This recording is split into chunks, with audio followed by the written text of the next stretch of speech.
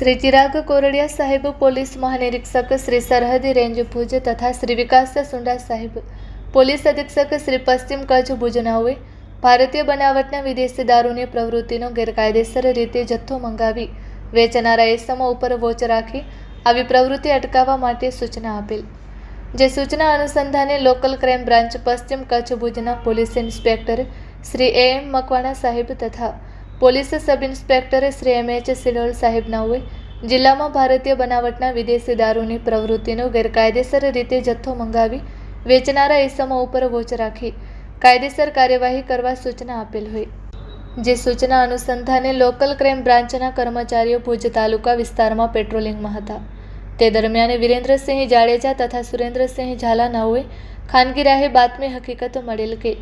એક four wheeler Honda city સફેદ કલરની રજિસ્ટ્રેશન નંબર GJ01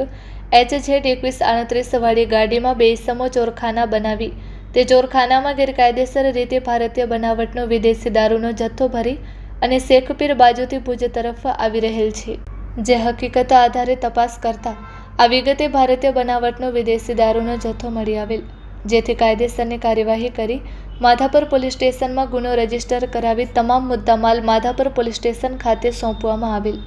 પકડાયેલ આરોપી મહેન્દ્રસિંહ કનૈયાલાલ ડોઈ રહે કરણપુર ખાસ કટરા રોડ પ્રતાપગઢ યુપી મૂળ રહે રાજસ્થાન તેમજ કૃષ્ણકુમાર કૃપાશંકર વિશ્વકર્મા ઉંમર વર્ષ 27 રહે સરોજ ચોરાહા વિકાસ ભવન પાસે કટરા રોડ પ્રતાપગઢ યુપી તેમજ પકડવાનો બાકી આરોપી નવલસિંહ જામસિંહ સોઢા રહે નખત્રાણા